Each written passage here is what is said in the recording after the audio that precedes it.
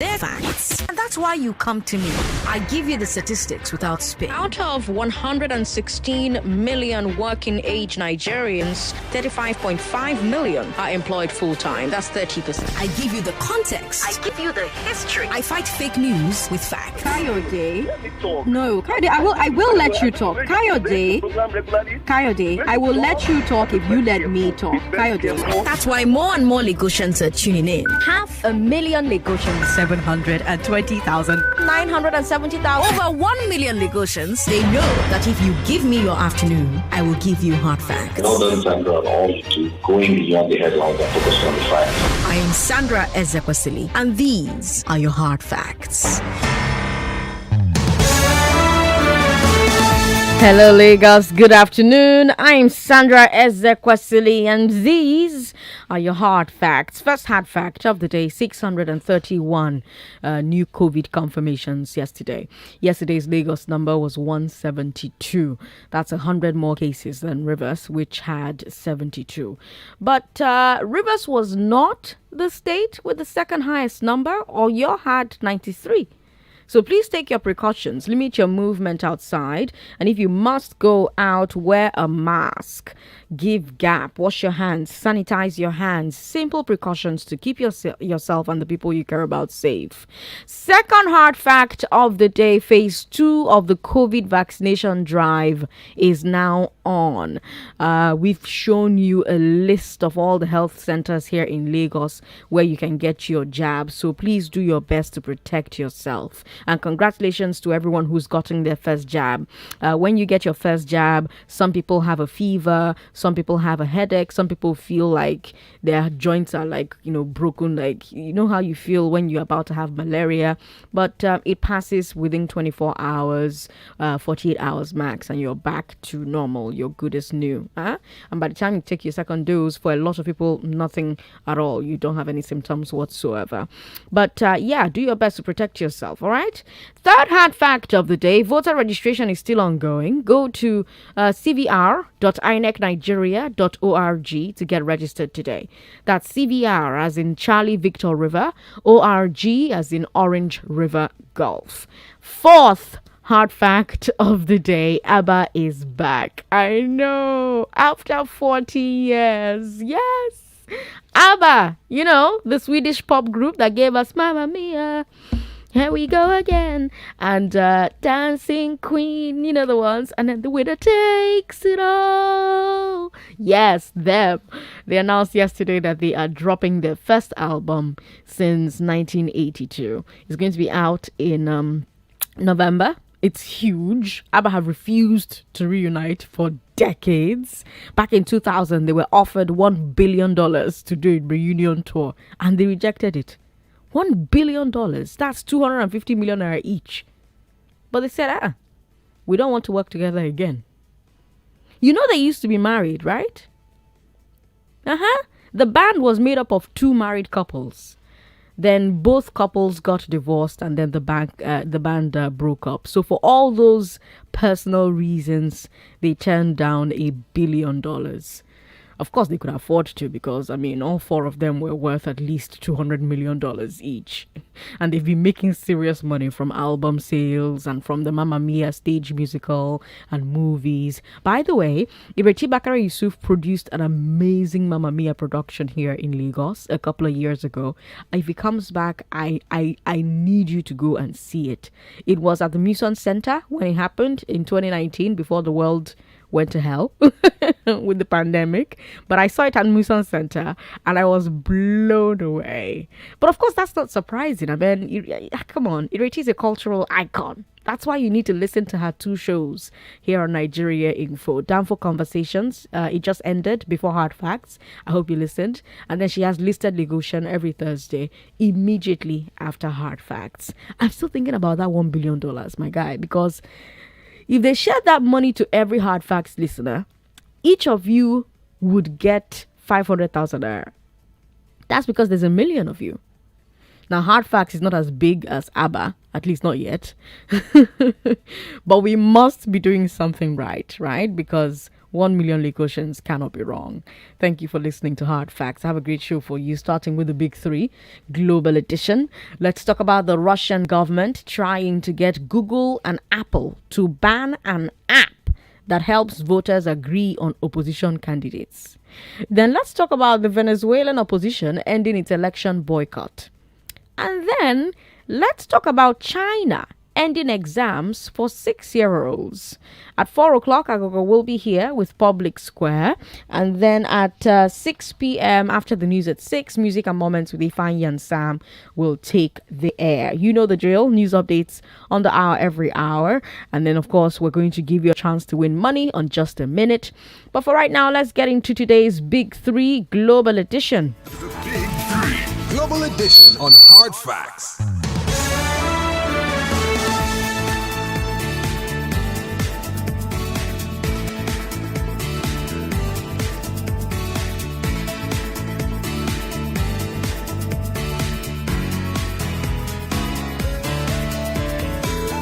Can cracking down on apps keep oppressive regimes in power? Can cracking down on apps keep oppressive regimes in power? Can boycotting elections remove them? Is there too much financial and mental pressure in giving kids an education? This is Big Three Global Edition. Let's talk about these global stories. Fridays, we let Nigeria rest, or we try to let Nigeria rest. And then we set our sights on the rest of the world, even though sometimes the big stories from the rest of the world are still Nigerian stories, or they affect Nigeria one way or the other. But today, let's start in Russia. First, Putin had opposition leaders arrested. Then he had their movement proscribed. And now he wants Google and Apple to ban an app that they use to mobilize voters. So let's talk about Alexei Navalny and his anti-corruption foundation, the FBK. Navalny has been a thorn in Putin's side for years. He started out as a journalist exposing government corruption and human rights violations. And then from there, he got into politics. He ran for office. He formed a new party, the Russia of the Future Party.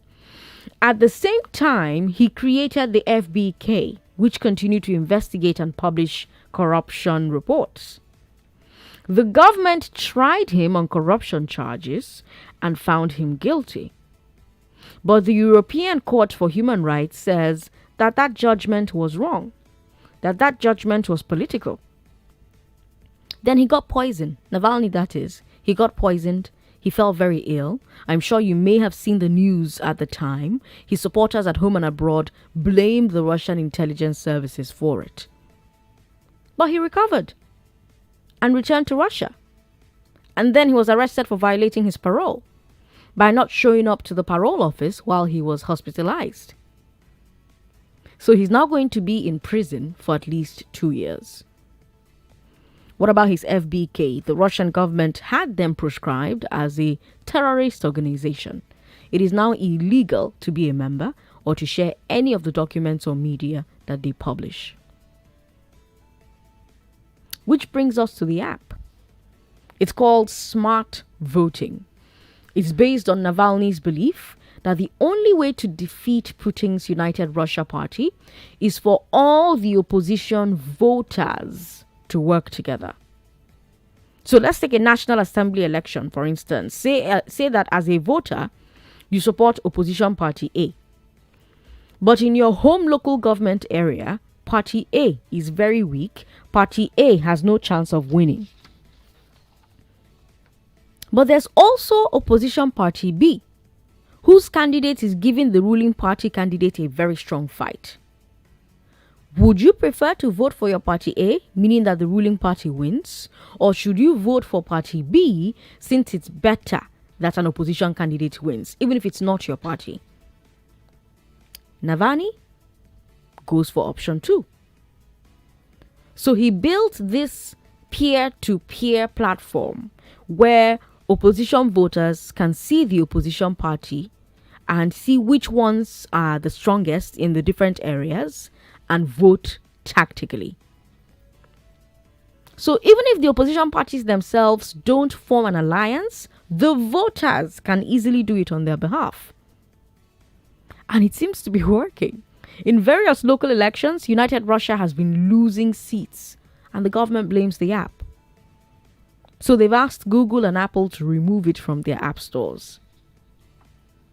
So far, the tech companies have not complied, and now the Russian government is threatening them with fines and other sanctions. And there's a lot of talk in there, right? First of all, this idea of tactical voting itself. What do you think about it? Do you agree that it is wiser to vote for the enemy of your enemy who is a stronger candidate than yours to make sure your enemy doesn't win? Or do you believe it's better to vote for your favorite candidate and hope for the best, even if the analysis show that they may not be able to win? Then what do you think about the opposition's use of this app to guide tactical voting? What other ways do you think apps can be used to improve the political tactics of citizens, especially those who are living under repressive or oppressive or authoritarian governments? Oh, and speaking of which, what do you think about the Russian government's attempt to ban this app? Do you think it's justified? Justified by terror concerns, or is this just fear of losing elections?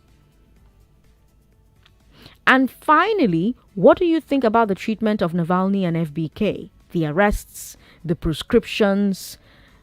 Amnesty International has declared Navalny a prisoner of conscience.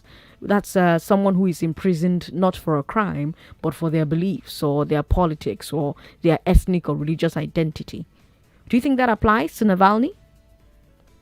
Talk to me, Lagos, 0700-993-993-993. We still don't have our number for our female callers back up, unfortunately, but we do have 0700-993-993-993. So everyone call that number, 0700-993-993-993. There's also WhatsApp. WhatsApp is 080-959-75805. On Fridays, we take a break from Nigerian stories and we take a look at what's happening in other parts of the world. Oluwafemi is on the line. He's our first caller today. Oluwafemi, welcome. Hello. Hello, good morning and good afternoon, Sandra. Good afternoon. Good to have you on the show today. Yeah, it's been a while. Yes, it's been a while. Okay. So many questions, really. So, where am I going to start from? What I think it is no news to me, really. Putin has been a turn. He has done everything to stay in power. And funny enough, I want to say the average Russian still wants Putin. You know, this drive, the drive from the opposition party really may not go far, because Putin has brought himself as a god. He has brought him as a god in the eyes of the Russian people. I think. Okay. You know, and yes, the tech giants, they have a lot to do. You know, since they. Oh, Oluwafemi, call back if you can. 99.3. It's Sandra. Yeah, dragon man. Go away and go see. Amen. Gojikwagi. Thank you, Comrade Dikechuku from Mother Farm. Welcome. I know how many years I was when Putin entered government. It's like some people like him. Now he's tired, and some people need new president and a new orientation and a new ideology. Now you said something concerning whether he's doing this thing because of terrorists. Anytime when election is approaching in Russia, you will be hearing they are trying to ban an app. If he's a good president, why is he afraid of social media? Are you there? I'm here. And another thing I want to tell you, Sister Sandra, you are very trying. Since you came back from leave, you are trying. But my people are complaining that you will be talking sentences, you'll be reading, and you'll be talking your own and talking our own. That will also allow us to talk more. Oh, yeah. Concerning Venezuela, I don't know, say I'm not the only Nigeria will be say a person where you vote, not being go win. Venezuela, they are not retiring from their voter apathy. I want to come back and continue voting. Are you hearing me? Okay. So what I want to tell you is, I don't know that what is happening in Nigeria is still happening in America. Let them vote to Putin out. Will not be in power. Get it out of the Russian government. Thank you very much. Thank you very much for calling, Comrade Koboko. We've got Ugochukwu in Lekki on the line. Ugochukwu, welcome. Hello, Sandra. Hi, good afternoon. Good afternoon. You have a nice topic. Thank you. But Nigerian problem is bigger than any other country problem. But we allow it rests more. And then Fridays we'll talk about other countries. It should be a time you discuss about IPOB, tagging them as a terrorist group. Then let Nigeria debate on that too. We do it yesterday. We do it the day before yesterday. We dey tire. Make we see what they happen for other places. Nigeria problem no dey finish. We will see other people with their own problem. Kwa no dey finish. 99.3. Hello. Hello. Yeah, good afternoon. Good afternoon. Welcome. Yeah, I would like to start by quoting this popular saying, "The enemy of my enemy is my friend." I would like to liken Russia to our country, Nigeria. It's almost the same thing. Forget the fact that we are doing as if we are practicing democracy and true federalism. It's not the case here as it is there. Russia's president Putin is like a dictator, so he does what he feels is how will I put it? He does what he feels is going to benefit from. You understand? He's like an oppressor of the people. Anything far left agenda, far left this, far left that is what he does. He's an enemy to the Western world. So most times, during election periods like this, he's just one way or the other. So I'm not seeing this as a surprise because I follow all this news every day. Putin is somebody that will do what he has done, and I don't know about the tech companies. I think they would come to a compromise at the end of the day. Okay. Yeah, all that's right. how I feel. Thank you very much for calling. If you just tuned into the show, hello to you. Good afternoon. It's 3:22 at the 3:23 right now, and we're talking about Russia's Putin. First of all, he had opposition leaders arrested. Then he had their movement proscribed. Now he wants Google and Apple to ban an app that they use to mobilize voters. That's our first story. And my questions are, number one, this idea of tactical voting. What do you think about it? Do you agree that it is wiser to vote for the enemy of your enemy who is a stronger candidate than your own to make sure that your enemy doesn't win? Or do you believe it's better to vote your favorite candidate and hope for the best? Even if the analysis show that your favorite candidate will not win, may not be able to win. Then what do you think about the opposition's use of this app to guide tactical voting? What other ways do you think apps can be used to improve the political tactics of citizens?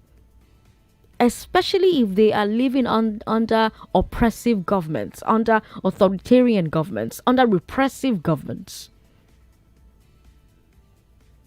And what do you think of Russia trying to ban this app that is helping the voters organize amongst themselves? Do you think it's justified?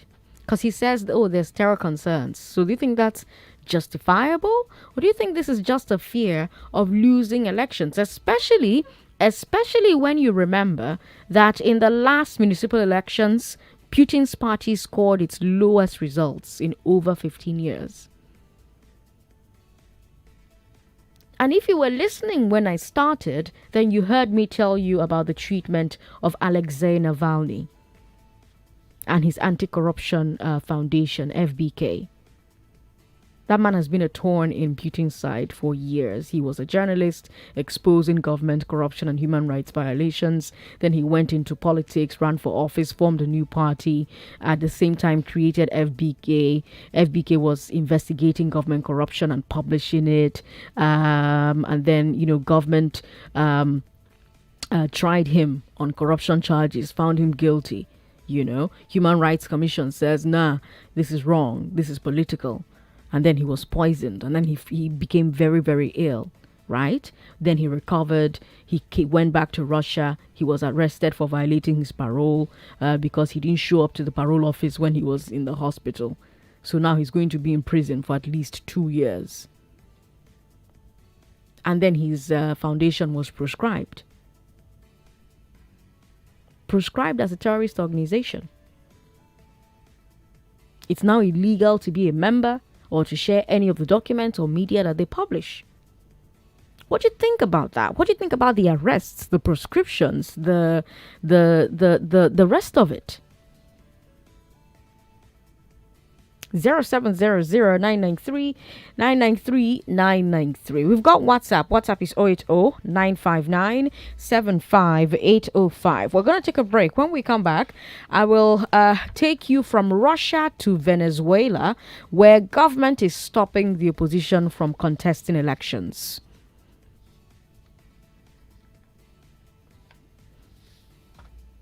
Well, actually, opposition themselves are stopping themselves.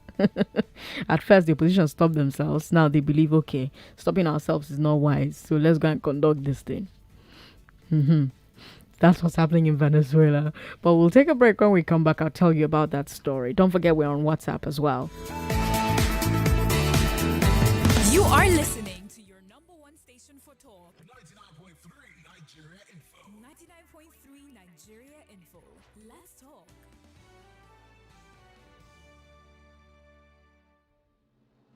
Adetutu left her family in the United States of America to become a regent in Nigeria. How did you know that I was here? Love Castle, an emotional story of betrayals and doom. It has to be Adetutu. No, it does not. Are you telling me you don't know that as a regent you can't have sex with your husband? Love Castle, a captivating story of culture interwoven with disability. I put it to you that you've eaten the forbidden fruit on the throne. Love Castle, starring Kende Bankole, Lateef Adedimeji, late Rachel Oniga, Chide Kosoko, Desmond Elliott, Femi Adebayo, Sak Oji, and Jomoke George. Written and produced by Beatrice Funke Ogomola. Directed by Desmond Elliott. Shot in the United States of America and Nigeria. Love Castle movie will be premiered on 4th September 2021.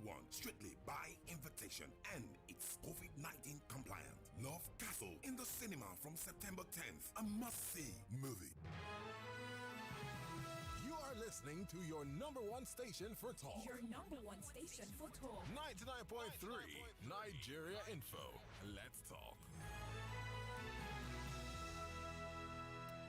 And like I said, for our second story, we go from Russia, where government is stopping the opposition from contesting elections, to Venezuela, where the opposition at first stopped themselves, but now believe that boycotts don't work. Back in 2018, when I started Hard Facts, we talked a lot about Venezuelan politics. Do you remember? For those of you who have been with me that long. Back then, President Nicolas Maduro had a big fight on his hands from the opposition, led by Juan Guaido. He was president of the National Assembly. Basically, there was a presidential election in 2018. Maduro was declared the winner, but the National Assembly, controlled by the opposition, insisted that the elections were rigged and Maduro was a usurper, like Robert Baratheon.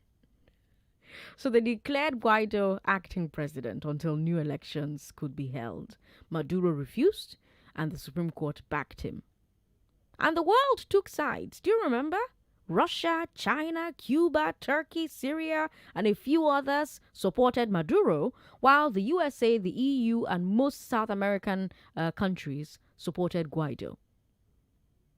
But even though America and its allies imposed sanctions on Maduro and his supporters, he held on and cracked down on the opposition. He also kept organizing regional and municipal elections, which the opposition kept boycotting for 2 years. One, because they believed that the elections would be rigged massively, And 2, they did not recognize Maduro's legitimacy to hold elections. So this thing continued not 2 years, for 3 years. This state of affairs has continued for 3 years. But now it seems to be about to change. Possibly Maduro and Guaido have been negotiating for months. Like I said before, the opposition leader has decided that the boycott is not working. It's giving Maduro control of the entire government at all levels. So Guaido and his key lieutenants want back in the game. They're negotiating for international observers to be allowed to take part in the polls and for other measures that they believe will make the elections a bit more free and a bit more fair. We even have an official quote from the Unitary Platform. Let me find it and read it. The Unitary Platform is the opposition movement. Okay, here it is. Quote, "We know that these elections will not be fair, conventional elections. The dictatorship has imposed serious obstacles that put the expression of change of the Venezuelan people at risk. However, we understand that it will be a useful field of struggle." End quote.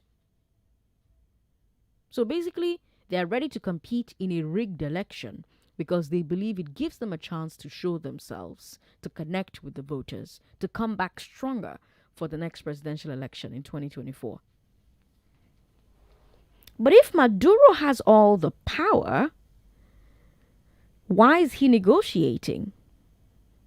And the answer to that is he wants an end to U.S. sanctions. And America will not end the sanctions unless the opposition is okay with it. Do election boycotts work? Because there are different types of boycott, but generally the idea of a boycott is that you refuse to participate in something. And that refusal causes a problem for the other person, forces them to listen to your demands. So, for example, during the independence struggle, Indians and Nigerians stopped buying British goods. If you're old enough to remember that, how do I greet you? Egbon? Egbon, Ekusheo. But yeah, during the struggle, Indians and Nigerians stopped buying British goods to inflict pain on London.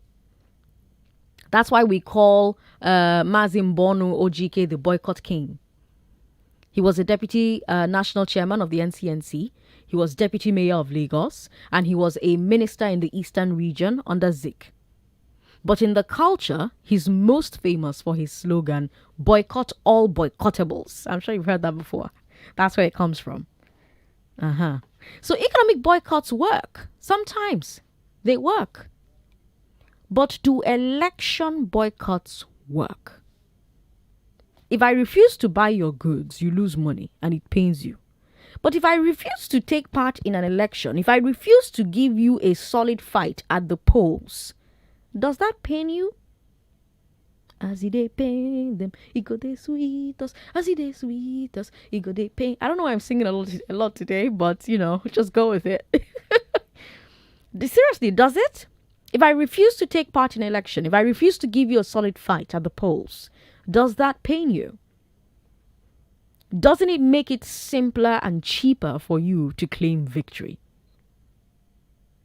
Isn't that the opposite of pain? Isn't it a booster? I'm sorry. I'm going to stop. I'm sorry. Because critics of election boycotts say yes. They say it makes no sense. But supporters of election boycotts are good because they're like, they rob the oppressor of legitimacy. If the whole world sees that one group has boycotted the polls, they'll see that the so-called winner was planning to rig anyway, and this will make them either put pressure or cut ties. But is this what actually happens? Does a government that is ready to rig elections and suppress the will of the people really care about looking bad? They say, who that one help? Who legitimacy help? Last, I don't become what I want to become. No be so. Is the Venezuelan opposition's new approach the right one? They now want to take part no matter what and keep growing the support of the people until one day when the people are bold enough to checkmate the government at the polls. Is that a sound strategy or is it a fantasy? Do election boycotts work? Ola Inojo is on the line. Ola, welcome. Good afternoon. Good afternoon. Good to have you on the show. Yeah, thank you very much. Sorry, please. I've been listening to your program for some time now, but I'm just caught everything short. Did you talk of the Mbono? Then you said he was a deputy mayor of Lagos and something of a minister during the era? Yes.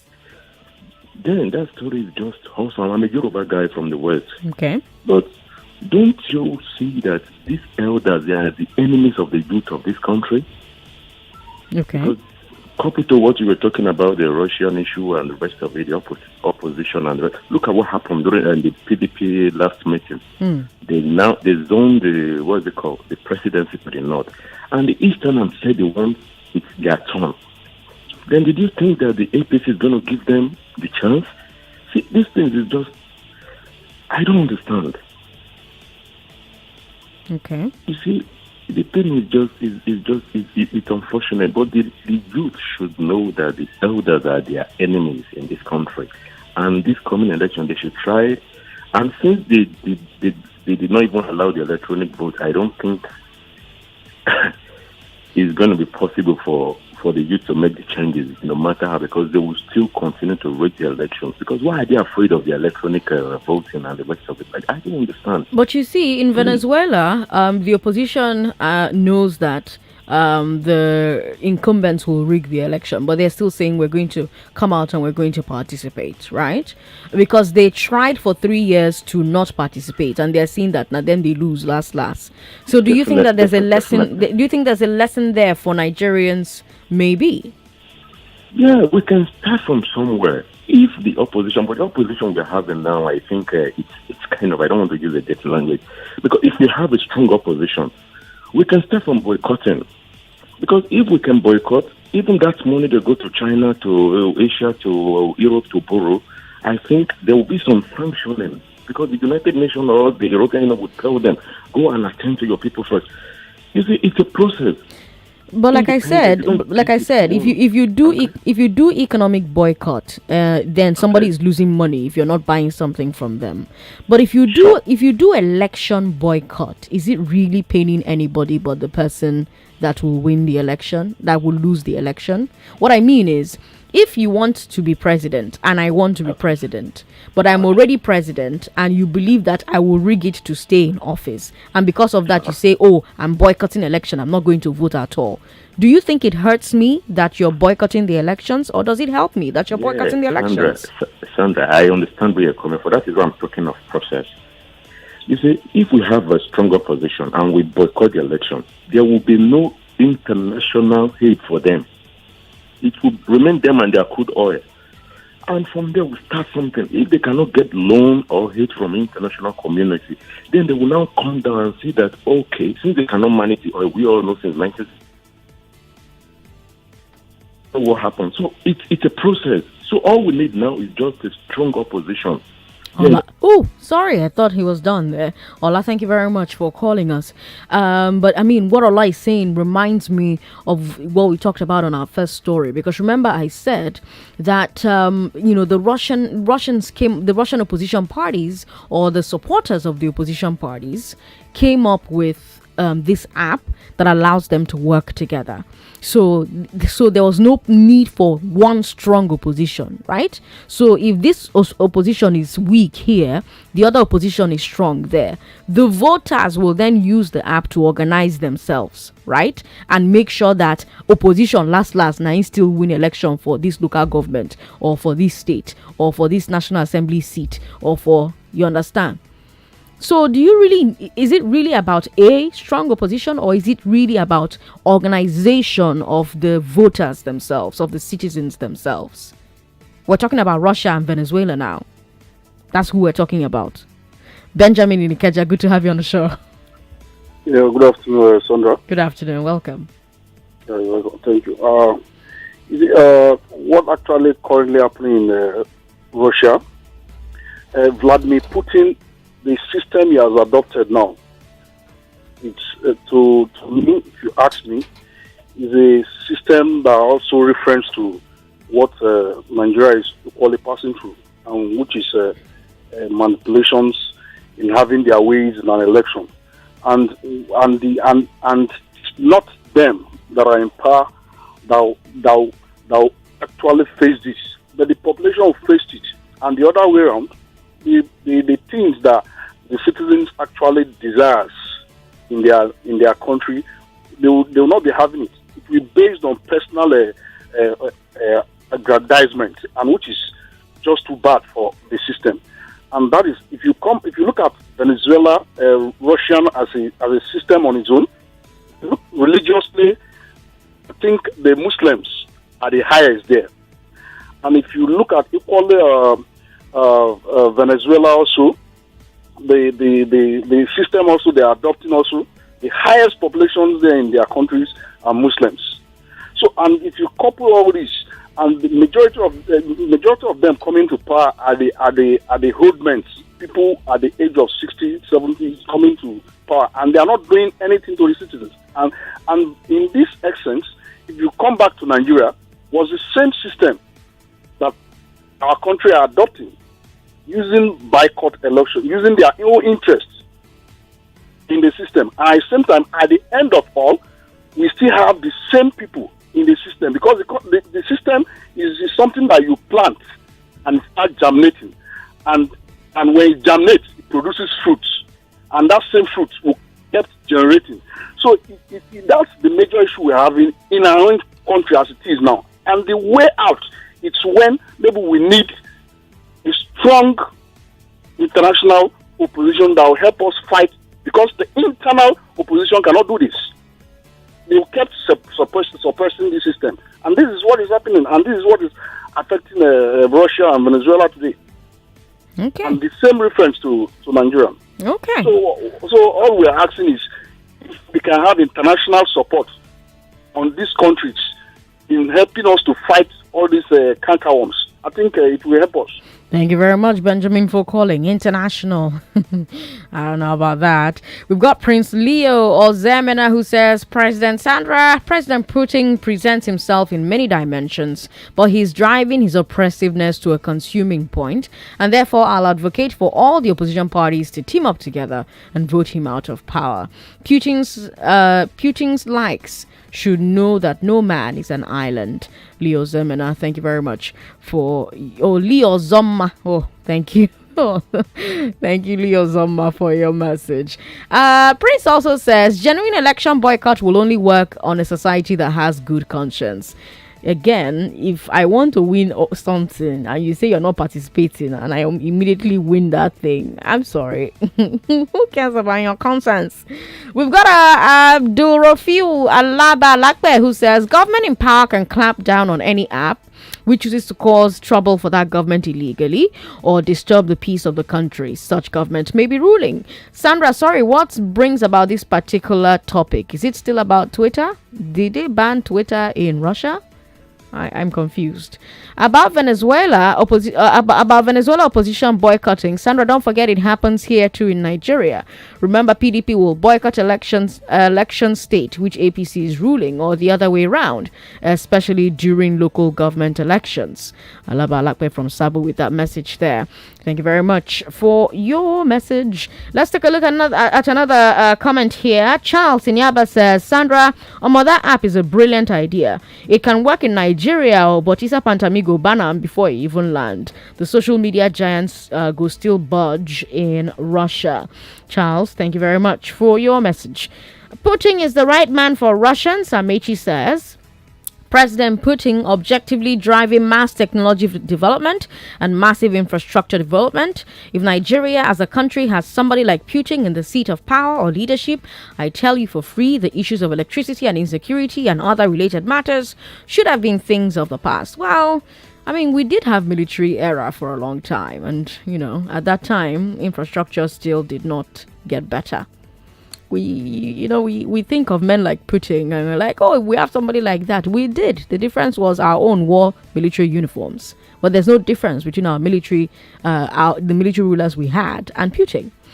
Amechi continues and says, Venezuela's system of elections are not far from what's happening in Nigeria. The high level of corruption are so familiar. Most of the uncalled for activities are the same things in Nigeria. The Venezuela oil is almost a curse, likewise as in Nigeria. The opposition party of both countries should keep pushing relentlessly. Amechi with that message. Thank you very much, Amechi, for your comment. All right, the next 15 minutes of our show is brought to you courtesy Unicaf. Unicaf is the leading global online education organization. They try to get you access to scholarships to some of the best universities in the world. So we'll take a brief break, listen to our sponsors, and then I'll bring you our third story. I want to study for an internationally recognized MBA degree that would help me boost my career, but I can't leave my family and my job. At Unicaf, we are here to inspire and help you make an impact as you thrive for success. Grab this opportunity and study for an internationally recognized online MBA degree with up to 80% Unicaf scholarship. Pay in small monthly installments and have the flexibility to study at your pace. Limited spaces are now available with the University of East London and the University of Suffolk. Call us on 07000 111 000. That is 07000 111 000 to help you jumpstart today. With Unicaf, you can. Thank you, Unicaf, for sponsoring today's Big 3 Global Edition. 6-year-olds in China will not be allowed to take exams anymore. That's our third story. That's just one of many new policies that the Chinese Education Ministry just announced, shaking up the school system. The military says they have two goals. Number one, reduce the mental and physical pressure on school children. Number two, encourage more citizens to have children by reducing the cost of raising a child. Here's the thinking for that second one. Primary and secondary education in China is super competitive. This is partly because of the university entrance exam. It's called Gaokao. The Gaokao basically determines the rest of your career. There are no second chances. You either do well, which lets you into a high demand course in a top university and on the fast track to being the next Xi Jinping or Jack Ma, or you do badly and you end up with little hope of leaving the working class. So because of the high stakes, parents spend a lot of money to prepare their children for the Gaokao, and schools start those preparations earlier and earlier and earlier. Here's a hard fact for you. The private tutor business in China is worth over $100 billion a year. That means that Chinese parents spend more than 50 trillion naira a year on lesson teachers and other at-home study services. Some parents are spending up to $15,000 a year on these services. That's like 7.5 million naira a year on lessons. So as you can imagine, most parents cannot afford that. So you're seeing a situation where the children of the rich and middle class are overwhelmingly better prepared for the Gaokao, and the government wants to change that. They want a more level playing field. So they've taken some steps that some are calling drastic, but others are calling necessary. They've ordered all private tutors to stop making a profit from lessons on the core subjects. They've also stopped them from getting foreign investments or money from the capital markets. And this isn't just about giving everybody's kids an equalish education. No. Like I said, it's also to encourage people to have children because it's now going to be cheaper to have children. China has been seeing a drastic drop in birth rates even after lifting their one-child policy and now lifting the two-child policy as well. So the government believes that it's because people are refusing to have children because it's too expensive to have children. It'll be like here where you don't get money, they make 30,000 a month or 15,000, or they even make any money at all. Just a bomb picking, they go, one person, 6 children. There they're like, it's too expensive. Okay, let's not do it. But before I ask you about the financial costs of preparing children academically, let's go back to the mental one. The Chinese government says that exams are too early and age, quote, harms their mental and physical health. They will allow exams for children that are 7 years and up, but they are against, quote, too frequent exams, which cause students to be overburdened and under huge exam pressure, end quote. So instead, those primary pupils will be limited to one exam per term. At junior high, they add one midterm exam and one mock exam. So they're trying to ease them gradually into the high pressure situation. What do you think about that? Do you think their fears are valid? Do you think that their new education policies will increase the birth rate in China? What do you think about ending primary 6 exams? Do exams put too much pressure on younger kids? Are there other ways to determine a child's knowledge level without exams? I can't believe I'm having this conversation now, considering all the pressure that I was under to pass exams. Oh, God. Why wasn't I in China? Why did they not bomb me for China? 0700-993-993 0700-993-993. We've got WhatsApp as well. WhatsApp is 080-959-75805. Moses is in his solo. Moses joins us this afternoon. Hello, Moses. Hi, Sandra. Good to have you on the show.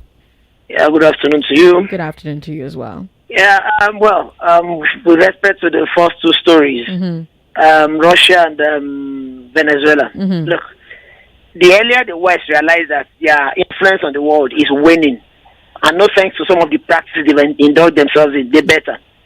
I remember I read something not too long ago about an ambassador, or an American ambassador, who said, of course, other countries, in terms of strength, military might, they are nowhere. But that the only country, if they go to war with, that will give them a real fight was Russia. So they know the strength of Russia as well. Yes, in degrees they are higher. They may eventually overcome if anything like that happens. But then they know the strength of Russia. If they can easily, accuse Russia of tampering with their elections, then they should have just stay off their elections. Navalny is, to me, I've read a bit about that man, is way too Western oriented. And they won't allow their own ideology, the Western ideology, to come and dominate theirs. So let the West just realize that their influence is waning on the world. And secondly, it has to do with Venezuela as well. And like our people here, we only talk. I listen to so many radio programs. We can talk and talk. To vote in a lie. Boycott it. You boycott, and you not leave them. Those who have nothing to offer, they'll be in charge now. Okay, they boycotted the guy who was busy gallivanting throughout the whole West. 3 years ago, he was being received as one pseudo-president. Today now they want to go back. Already you've given them the leeway to operate. And once they're in power, I remember what one Otonzeribe said. He was telling some of his disciples, look, if you want to enter office first, don't think you can fight him from outside. You have to rig, let me use that word now, rig it and enter office first, so that you have the sword and the knife with you. When people boycott election, and let this be a lesson to many of us who can only talk and pontificate in our rooms, who won't go out there to vote. And lastly, let this also tell anyone that, look, as I said earlier, what the West can do now is so limited. It's so easy.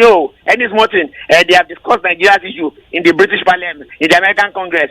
And so what? When they come here and beat us, every country is a sovereign country. So this is not the 60s, when they easily can destabilize any country. Today, whatever they want to do is limited. Whatever they can do, others too can do, even if they can do in higher degree. So let anyone that is deluded that the West is the saving grace, let them know that the West is fast losing it. Righteousness exalts the nation, but doing unnatural things, endorsing gay rights, woman marry woman, and so is the reason they are going down morally. And once you go morally bankrupt, you're almost finished. That's the fate of the West. Thank you. All right, Moses, thank you very much. Strong submission there from Moses. Well, we still have people who try to make it possible for you to get an education from the West. Am I right? Yes, and that is Unicaf. And Unicaf is an educational organization. It is based in Europe but operates globally. Unicaf lets people in Nigeria and other countries get degrees from its partner universities in the UK and the US. You get to study online, and at the end, you get the exact same degree as students on campus in those universities, or in those countries rather. Plus, Unicaf offers scholarships to eligible candidates. Unicaf's mission is to contribute positively to the educational and economic development of local communities by increasing access to quality higher education. And like I said, we're partnering with some universities in both US and the UK, universities such as the University of East London, University of Suffolk, Liverpool John Moores University, and our multi-campus Unicaf University in Africa. And these are all reputable institutions and with international pedigree. And yes, one of the major things Unicaf is offering is an MBA scholarship. An MBA scholarship, that is a Master's in Business Administration. And with Unicaf, you can get a British MBA degree. With that degree, you have an edge over everyone else competing for opportunities. The MBA teaches you the core skills you need both for management and for entrepreneurship. And like I mentioned earlier, we are partnered with the University of East London, the University of Suffolk, and Liverpool John Moores University. An MBA from this school is undisputed, and the instructors are among the very best. So, to get these and a lot more, you can speak to us on 07000 111 000. To speak to us, you can call 07000 111 000 or send a WhatsApp message to 0816 866 4442. That is 0816 866 4442.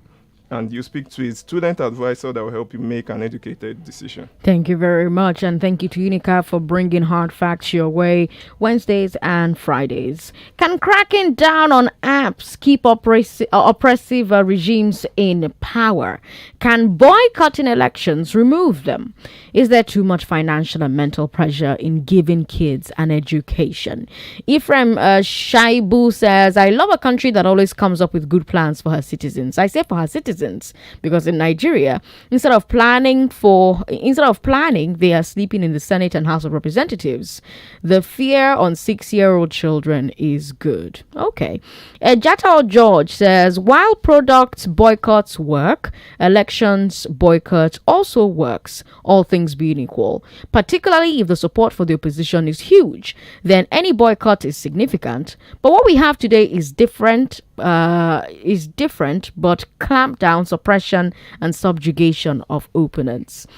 Even if the opposition has a huge following and the opposition and their following decide to boycott the election, it simply means that the other side wins. And if the entire purpose of conducting an election is to choose who you want to be in power, by not participating in the election, are you not choosing for who you don't want to be in power to stay in power? Let's take more messages, this time from WhatsApp. WhatsApp is 080-959-75805. Sir S. Frank says, People's Vice President, South. Okay. He's texting us from Bayelsa. And he says, Russian government is more like Nigerian government. I will follow my People's President, Sandra, on all her social media platforms. All right. Thank you very much. I appreciate that. That's very nice of you. Let's listen to our sponsors one more time and then give you a chance to win money on just a minute. I want to study for an internationally recognized MBA degree that would help me boost my career, but I can't leave my family and my job. At Unicaf, we are here to inspire and help you make an impact as you thrive for success. Grab this opportunity and study for an internationally recognized online MBA degree with up to 80% Unicaf scholarship. Pay in small monthly installments and have the flexibility to study at your pace. Limited spaces are now available with the University of East London and the University of Suffolk. Call us on 07000 111 000. That is 07000 111 000 to help you jumpstart today. With Unicaf, you can. All right, let's see who can play on just a minute today and walk away with 10,000 naira. Courtesy Nigeria Info. I wish I was on the other side. If you've been listening, this is going to be very, very easy for you. 99.3. Hello. Hello. You want to play just a minute? Yes, ma'am. Okay, your time starts now. This is just a minute. Which state had the highest number of new COVID infections yesterday? Lagos. Okay. Which state had the second highest number of new COVID infections yesterday? Oyo. Oyo? Yes. Which state had the third highest number of new COVID infections yesterday? Rivers. Which super group from the 70s and 80s has announced a new album? Abba. Alexei Navalny is an opposition figure in which country? Russia. The Putin administration has asked Google and Apple to ban what? App. Mazi Mbono Ojike was nicknamed the What King? Pass. Worry. Before becoming an Eastern Region minister, Ojike was deputy mayor of what city? Pass. China has banned exams for children of what age? 6.